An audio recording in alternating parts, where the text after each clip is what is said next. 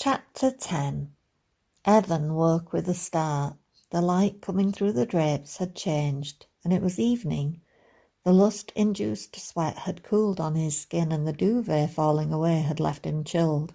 He was on his own. There was a rattle at the door, and Flora entered, carrying a tray piled with bacon, eggs, and toast. She couldn't help smiling broadly at him. "You must have been tired. I thought you were never going to wake up." "Must have been shagged out," he grinned. "Thank you. You didn't need to wait on me." "I know, but I like looking after people." Flora fastened her robe tighter and watched Evan eat. A feminist would possibly disapprove, but it gave her a little girly thrill to be feeding a man in her bed. "You've had yours already?" "Yeah, did my dog duties, then ate. I kept expecting to hear you up, and then when I didn't, I thought you might appreciate feeding as well. Feels sort of weird, doesn't it?" "Yeah, but I can handle it. Can you?" Evan swallowed a big chunk of toast. "It doesn't change what I'm going to do. You know that, right?" Flora nodded. "And you still want to spend the night together?" "Yes, Flora." "Why do you sound so unsure when my response to you is obvious?" "And you won't get too attached?" The question didn't sound accusatory, merely curious. It was comical to watch Evan struggle for the right words, but Flora was too kind to make him squirm more than a moment. "It's okay, Evan. I know where I stand. I've never spent the whole night with a man. It'll be nice." He looked at her quizzically. "Seriously, what kind of shits were you sleeping with to somehow make me look good?" She leaned forward and helped herself to his mug of tea. "Evan, you do fine, even without all the shits for contrast. I don't think you give yourself enough credit. It's no wonder women fall for you, because you're sweet to them, and it comes across as respect. You're probably just not ready to commit, but I would happily settle for spending even a little time with someone who made me feel the way you did. Not many men can do that. Now in future, I know to wait for someone just like you." She smiled ruefully, except for the commitment part. "Christ, Flora, even my cock is blushing." He picked up the last slice of bacon, set the tray on the floor, and gestured her in next to him. Flora snuggled in gratefully, tucking into his underarm and throwing her leg over his. Stroking slightly rough fingers through his chest hair, she pulled at his hand and stole a bite. Affronted by such mischief, Evan licked the salt from her lips and made her giggle. How much fun could he have simply watching her? The girl held the power to make something as magical as bacon taste better. Flora met his eyes and smirked wickedly. "Okay, now you're fed. I suppose we can try sex from behind. And while I get that you're old, can you manage not to fall asleep this time?" Evan reared up and tossed her onto her front. He growled in her ear, making her screech with laughter. "Sweetheart, that was a blackout caused by you choking off the baby's blood supply. Such sassy talk means you're asking for payback." He stripped the robe from her, and because the woman was laughing too hard to stop him, he sat on her bottom and proceeded to ride her like a pony. The following Wednesday, Evan received his first booking as an escort. There was a new client in the village, and Siobhan had declared it would be the ideal opportunity for a test run. He jotted down the details and pondered how to break the news to his housemate. Since Sunday morning, when he'd woken with his nose nestled in Flora's cleavage, they'd fallen back into the easy rhythm previously established. This meant they were a bit friendly, a lot flirtatious, but no kissing and definitely no sex. At least that was the status quo he'd ruefully agreed to. It had been a long 4 days since he'd had the pleasure of opening his eyes and leisurely sucking on the handy nipple next to his eyeball, savouring the salty remnants from the previous night's exertions and waiting for his erection to disturb the sleeping angel next to him. Flora had woken and given a long, satisfied stretch, yowling softly like a content pussycat, and eager to help her stay that way. Evan's hand had wandered to her sex. She was already wet, and he groaned, but the needy sound brought her fully alert, and she stiffened, catching his wrist before he could continue. "It's morning." "Not until we get up, that's the rule," he argued. "No, Evan. My rule is it stopped when I opened my eyes. We did it 4 times last night, and every time we did, it just got better. If we don't stop now, it will go all day, then tonight, and probably the next day. I'm drawing the line. It was the best sex ever, but we're done." Evan sighed. Flora was right, but it didn't mean it didn't stink. He released her and she hopped out of bed, wobbling in exciting places and quickly pulling on her robe. She gave him that shy smile that he loved, only this time her face was all creased on one side where the sheets had left an imprint. "Meet you downstairs for dog walking and breakfast. Dog people don't get sexy lie-in time anyway." Evan watched her go, flopping his head back on the pillow and wondering if moving on was that simple. But as each day had blended into the next, he'd worried less. No matter what was happening, life with Flora was good, even without the benefit of sex. Surprisingly, he began to feel settled and happy, living a simple existence with cheap food and bad coffee. In fact, it was all going too well, and then he'd had the phone call. Flora came in with a newly bathed trike trotting behind her, already looking like a different dog and besotted with his mistress. "I've got my first job," he began. "Oh, great, what is it?" "My first escort job, Flora." She made a valiant effort, but her face screwed up anyway. "Right, of course. I'd done my best to forget about that." "Siobhan says it's nothing. A woman wants to—" She slapped her hands over her ears. "Evan, I'm serious. I don't want the details. I'm okay with you doing it as long as we don't have to talk about it." And she held him to that. He borrowed the car to drive to Newmarket, shopped for new jeans and a shirt, and ducked down in the seat as he passed Brigley Hall. Lucky for his wallet, the date was only a trip to the pub. Evan left the bathroom door open while he was getting ready. When he glanced up at the mirror over the sink, he caught Flora's reflection looking back at him. "Should I shave or not shave?" he asked, running a hand over a couple of days' growth. Being so fair-haired, he didn't grow a full face of stubble. Instead, it just grazed his jaw and formed a light goatee. She shrugged. "It suits you both ways, and your beard is pretty soft, so no worries about stubble burn if you're kissing her anyway." Flora hesitated, embarrassed about the question in her voice. She tried to cover her mistake with more chatter. "You really should have got a haircut. It's all gone a bit Hugh Grant." She turned and walked away, leaving Evan chilled at the idea of kissing another girl while trying not to think about Flora. He didn't have the enthusiasm to shave after that and settled for pinching some of her mousse to tame his hair. She was right, it looked ridiculously floppy. When he was ready to leave, Evan picked up his key and knocked on the bedroom door. "I'm going." "Aren't you taking the car?" Flora frowned. "I'm pretty sure using your car to date another woman would be taking the piss. Give me some credit, will you?" She nodded as Evan continued. "Besides, I'm only going to the village, meeting her at the pub." "So all the locals will see you with her?" "Yeah, I guess. It's a shame we can't do something together like that. It would be good to meet a few more people." "Shit, don't make this harder on me. I would take you anywhere. You know that." "I know, but walking together is risky enough," she sighed. "Just go. I'll see you later, or in the morning. It'll be fine." "You promise?" "I'm sure you'll knock her socks off." "I meant promise it will be fine between us." "What do you want me to say, Evan? It's bound to feel weird, but I'll try. Let the dogs into the back before you leave, will you?" Dismissed and unsettled, he did as Flora asked, then left the house and walked into the village. Evan's client for the evening was Alison, who'd become sick of her crush of 3 years being unrequited. She and her regional branch cronies, the gentleman in question included, had a quarterly social, and the night always started out with a few drinks at the nearest pub. The plan was for Evan to hit on her overtly, which would hopefully prompt jealousy to bloom in the heart of tonight's target, Marcus. Evan considered this was a suitably poncy, estate agenty kind of name, and somebody with a snobby moniker like that was unlikely to punch him for his trouble. Walking into the Lamb and Lovage, he winced at the well-oiled hilarity coming from the group occupying the prime corner.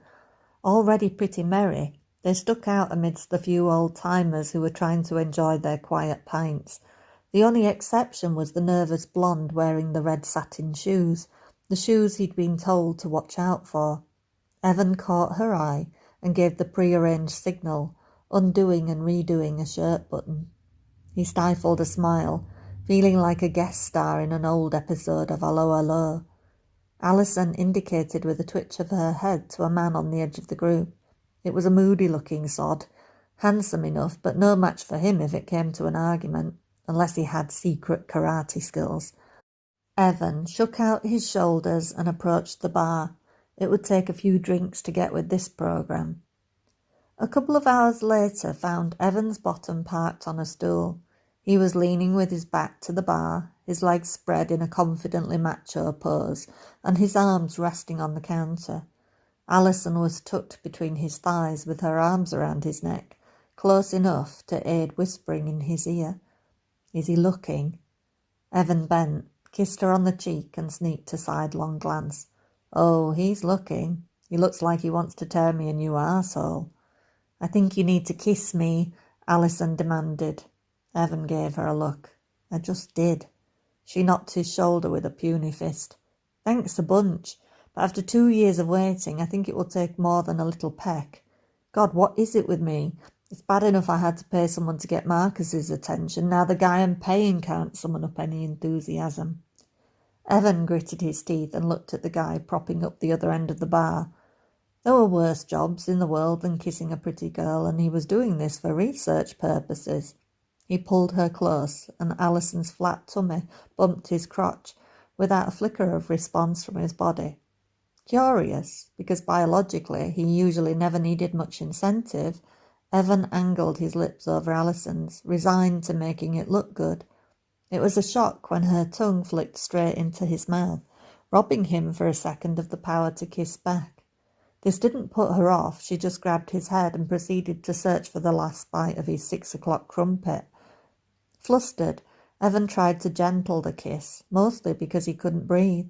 Her eyes were fixed over his shoulder, and sick of being objectified, particularly as her hand was wandering to his crotch, he sucked her tongue back into his mouth and gave it a none-too-gentle nip. Alison squeaked in alarm, and he felt the weight of a different hand on his shoulder. Finally managing to draw a huge gasp in, Evan turned to his rescuer, thankfully finding it was the relevant person. "Alison, is this twat bothering you?" "Does it look like he is?" "Who are you calling a twat, dickhead?" Evan interjected. Marcus gave Evan a hard look, like it was his fault he was being ravished. Alison batted her false eyelashes, over-egging it terribly in his opinion. "All right then, maybe you should see me home. Who knows what might happen otherwise?" Marcus looked like that was more than he'd bargained for, but at least he was showing some interest. As he was getting paid, and because he'd also been called a twat, Evan decided to give him a little extra motivation. Turning to Alison, he switched on his special Scottish sex voice. "Give me your number, sweetheart. We can get together next week, just the two of us, without the numpty." The man opposite him visibly bridled, but Evan wasn't even vaguely concerned for his safety. The estate agent settled for scowling and straightening the knot in his tie. "Lend me a pen, Marcus," Alison laughed when he ignored her. "Never mind. I've got one in here somewhere." Finding it in her bag, she took Evan's wrist and jotted her number on the heel of his hand. "Don't wash this off until you've memorised it, cutie." Marcus seemed to have witnessed enough shit for one evening and yanked her off Evan's knee, helping her into her coat. "Come on, Alison." "Good night, Grandpa. Remember me fondly later when you realise I did all the hard work." Evan winked, receiving a flare of overlarge nostrils in response. As Alison was dragged to the exit, she turned her head and gave him an enormous beam. It was another revelation to find he wasn't envious of the estate agent, or the fact he was going to end the evening with a tongue in his ear and a set of wrinkles in his starched shirt. Evan had to query the logistics of how the guy was going to have sex without removing the stick up his arse. He drained his pint, relieved he was done and looking forward to going home. Evan dug into his pocket and checked the money Alison had slipped him. £100 for a date with a stranger, one who could have done anything to her. On top of Siobhan's fee, it seemed pretty nuts. He put his jacket on and walked outside. The evenings were still bitterly cold, and it encouraged him to put a hustle into his step, anxious to get back in time for the nightly hot chocolate routine. Home. A strange new concept. That's the thought he was having, right before he felt the presence behind him, and then someone smashed him over the head with what felt awfully like a house brick. Flora grumbled at the knock on the front door. Couldn't the stupid bugger even remember to take his key when he went off man-slutting? She chunted about him, right up until the moment she found Fiona from the vet on her doorstep. Fiona and a strange man propping up Evan. Her mouth opened as Evan groaned loudly, rubbing the back of his head. There was a tear in his new shirt and mud was caked on his face. Flora's arms flew out and pulled him inside, hugging him to her while simultaneously stumbling under his weight. "Evan, what happened?" "Evening, Miss Marston. My name is Officer Preston. Fiona and I were at the pub and left not long after your boyfriend. We found him out cold on the pavement. It seems like somebody mugged him. I had a look around the area, but whoever hit him had too much of a head start." Flora petted Evan's hair, making him groan harder. "Evan, are you okay? If he lost consciousness, I should get him to the hospital." "Already had that conversation with him. He said he just wanted to go home." Fiona interrupted. "Come on, let's get the heavy bugger on the sofa." The three of them helped Evan around the furniture. When they got him laid down, Fiona hesitated and looked embarrassed. "Flora," she whispered, "I don't like to tell you, but this is your man. He's been out hitting on other women." "Don't worry," she whispered back. "It's a long story, and he is an idiot, just not as big a one as you think. Although I don't know, considering the outcome, maybe he is." "I'm bruised, not deaf, you know." "I'm only telling the truth," Flora argued. "I mean, look at you." Evan rooted in his jeans pocket, groaning when he found them empty. "How much did he get?" Preston asked. "Is this your boyfriend?" Flora whispered. Fiona nodded. "This is Bobby. He's seriously sexy in police mode." She sighed heartily, ignoring the stern glare she received from her partner. Flora couldn't help thinking he would seem pretty sexy in any mode. Couple of £100. "Seriously, you made that much in one evening?" Flora was impressed despite her disapproval. "Made doing what?" Officer Preston boomed. "Oh, back off, Bobby," Fiona said, thumping him gently. From the depths of the overstuffed sofa, Evan laughed, sounding a bit punch-drunk. "You're a PC called Bobby. That's funny." "Yeah," Bobby agreed. "I laugh myself sick every time I hear that." Flora looked at the young policeman. He seemed very stiff to be with someone like Fiona, and she wasn't convinced that she liked him. "Thanks for bringing him back, both of you. I would have been worried sick if he'd just not shown up." Bobby handed Flora a card. "That's okay, but you should give me a call tomorrow. He needs to make a statement, though I doubt we'll ever catch who it was. Fiona mentioned you had some trouble on the fens the other day. Why wasn't that reported?" "We did try, but it was out of hours." "Bloody hell, Bobby, I told you all about it anyway. Can we go home now? Or are you going to arrest them for getting attacked while minding their own business?" Flora showed them to the door before Bobby could continue to argue, promising to call in the morning. It took her by surprise when Fiona leaned forward and hugged her.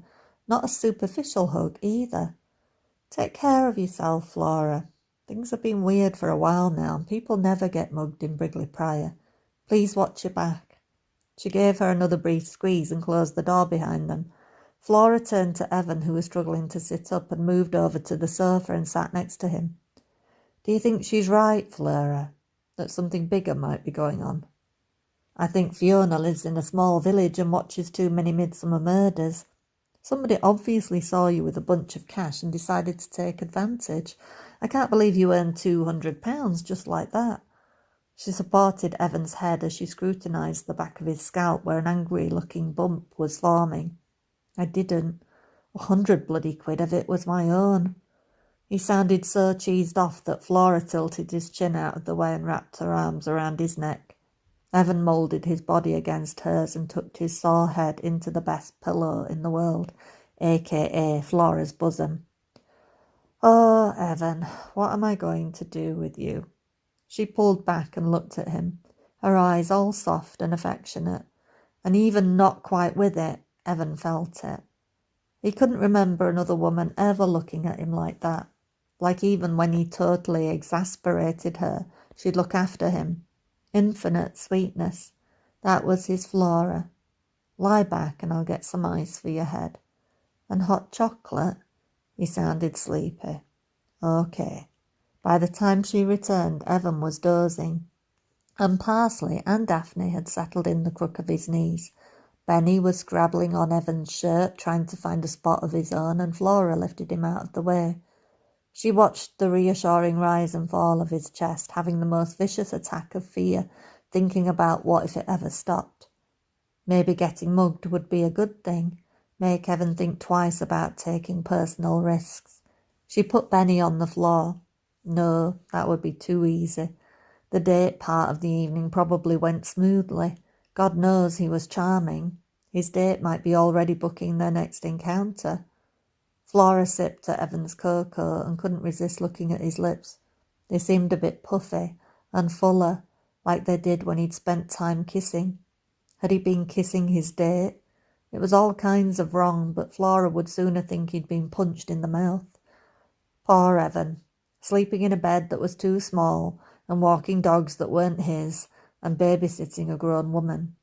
What if tomorrow he upped sticks and left? He wasn't exactly getting any peace, and his money was dwindling fast. Flora picked up the supper dishes to take them through to the kitchen. It was better to keep moving than let anxiety eat her alive. She was already forcing deep breaths to engage the brake on her racing heart. Evan opened one eye. "Where's my ice?" She stopped and turned around. "It's here. I didn't like to disturb you." Flora picked up the bag of cubes and applied it gently to his bump. "It scared me, Evan, seeing you like this. I don't like you getting hurt." His eyes crossed as he fought to keep them open. "Ah, sweetheart, I'm more pissed off than hurt. The bastard didn't give me a chance at a fair fight." His eyes wandered again before he forced them to focus. He looked like he was going to say something else and then changed his mind. "I'm sorry. We should talk about this, but I'm out of it. Can we leave it until the morning?" "Are you sure you're all right?" "I'm fine, Flora. I'm with you, and I'm in one piece.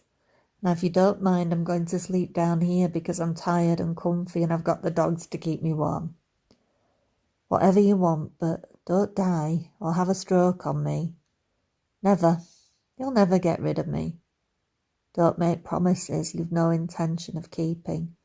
She said it gently enough, but Flora's eyes welled and she got up and stalked out, taking the dishes with her.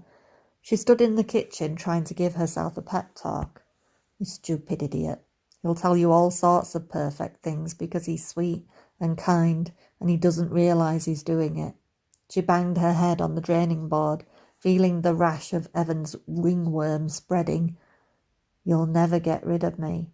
6 simple words ringing in her ears, but it would be dangerous to her sanity if she believed them. If Evan ever stopped being flippant long enough to realise she was getting attached, then he would leave, and before tonight Flora wouldn't have known which idea hurt worse, losing him as a friend or a lover. But seeing him come home in that state had brutally clarified matters, and now she had to accept she sort of loved the lying scallywag, sort of loved him without possession of the truth of him. Why did the scruffy ginger git pick my shed to sleep in? Flora grumbled, kicking the pedal bin in disgust.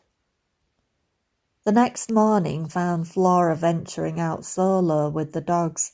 It was the first time she'd considered trying since the awful day on the fens, but her protector was sound asleep, and after bending over to make sure he was alive, she snuck out the back way, crossing her fingers that she didn't run into trouble.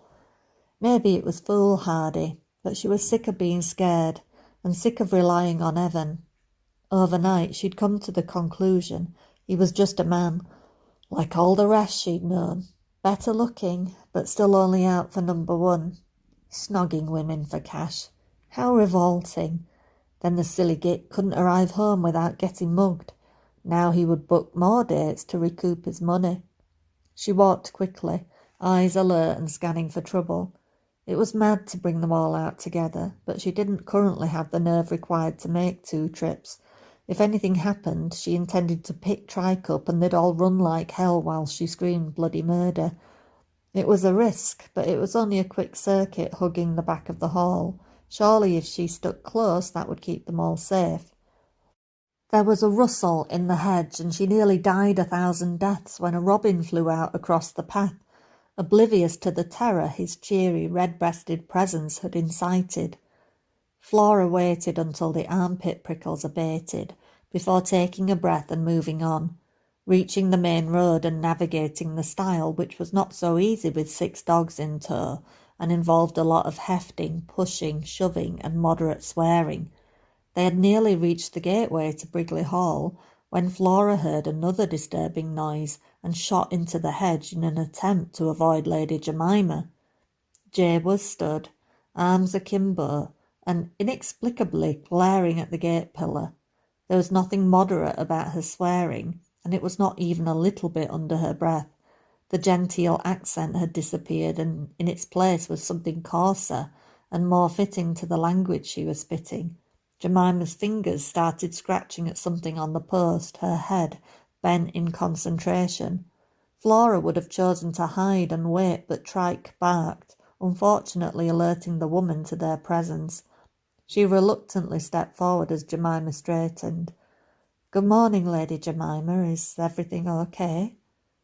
"Flora, I didn't see you there. Yes, it's just the local riffraff having a little fun."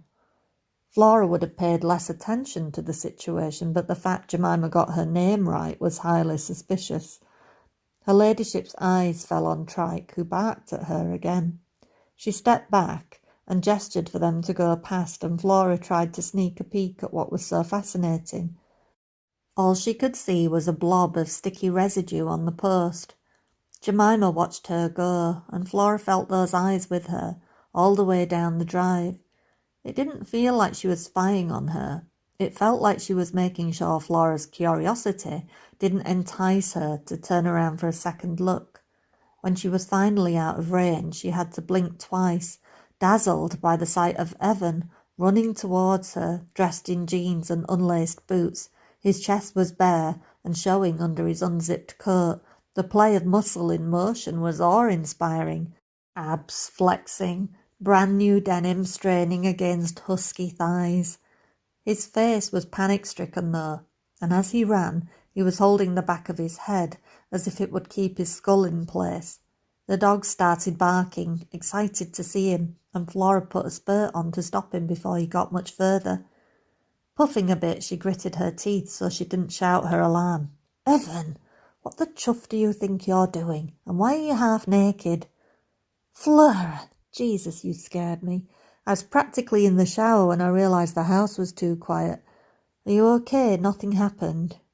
"I'm fine. I was a bit nervous, but you needed the rest." He really didn't look very well. "You can't be out on the drive. I bumped into Lady J at the gateway." "No, Flora, you need to listen.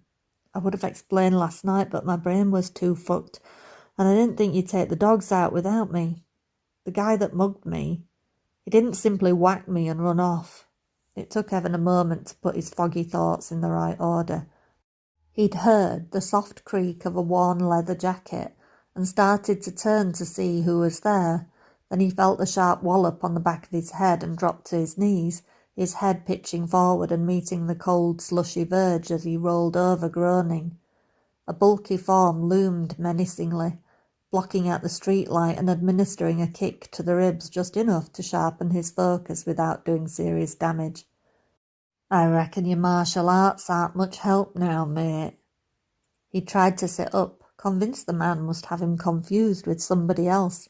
He'd quit judo when he was 7 years old and couldn't remember having used it since, but given half a chance he would have delivered a punch to the solar plexus or a good old Glaswegian headbutt. His attacker put a foot on his chest and pressed, leaning close enough to eyeball him. Evan got a brief look at his face in the streetlight, knowing it was vaguely familiar. "I don't give friendly warnings, pal. So here's your one chance. I'm staying in this area. I'm going to do what I want until I get what I want."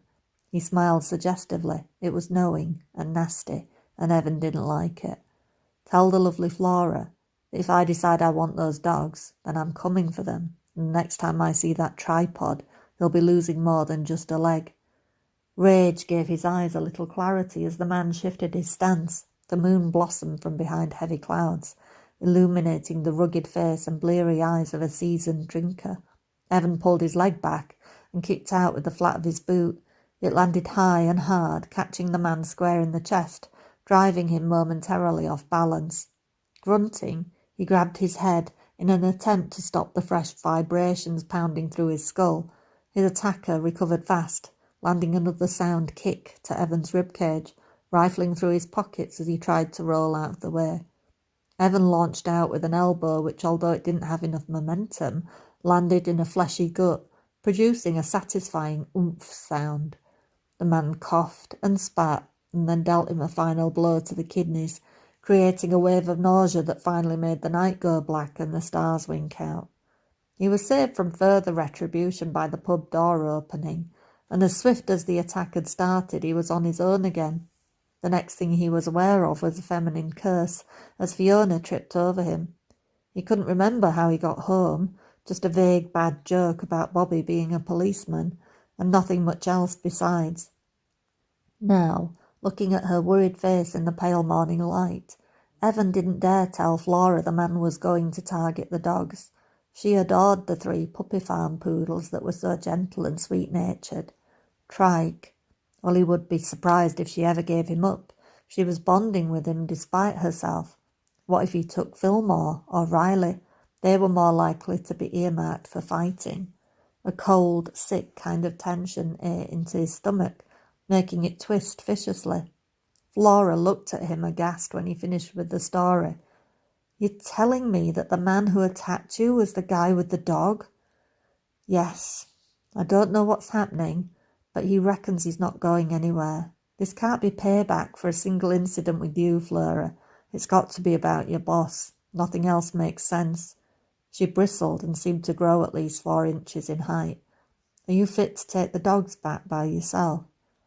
"Yeah, I guess. Why? What are you going to do?" "I'm going to have a long overdue word with Lady Jemima." "You can't. How are you going to explain my presence in all of this?" If it was possible for brown eyes to flash fire, then Flora's certainly did. Evan could see the desire for open warfare. It was written clearly in the high colour flushing her cheekbones. She dithered on her feet, going forward then back, and Evan took the opportunity to try and distract her. "Do you know what was really weird about the whole thing?" "What?" "I could swear that bastard had grey eyes." Flora looked at him in confusion, unable to understand the abrupt change of topic. Her innate politeness meant she responded to him anyway. "Nobody normal has grey eyes," she snorted. "That's what I think." Gabriel. "Jem, how nice to hear from you. Do you want to explain why the fuck my house was tagged for dog napping? If you or one of your dickheads sets foot on this property with the intention of taking my dogs, save it for somebody you can frighten petal." Jemima pulled at her hair in fury. "You won't win, Gabriel. I will not pay you off," she screamed. "Who says it was me? I've got plenty of competition would just love to say they stole my ex-wife's dogs." "No, You're the only one stupid enough to fuck with me, and if you threaten what I've created, I've got more than enough money to get rid of a fat, greedy slug like you. That I will happily pay for." On the other end of the call, Smith scratched his belly, enjoying himself immensely. "I'm sorry you feel that way, but if I were doing this, I'd probably target the rescue dogs, not the pretty boys. You may not give a crap about the little runts, but can you imagine the blowback if they got snatched? And if some bastard with a grudge scattered a few of their mutilated corpses about? I'm betting I'd know what would make number one on the agenda of your next committee meeting." The hitch in Jemima's breath was audible. "No, a fancy title wouldn't protect you from that level of shitstorm. Social media alone would eat you alive." "Gabriel, don't you do this to me. I mean it. I will kill you." "Oh, my darling whore. It's going to be so much fun watching you try."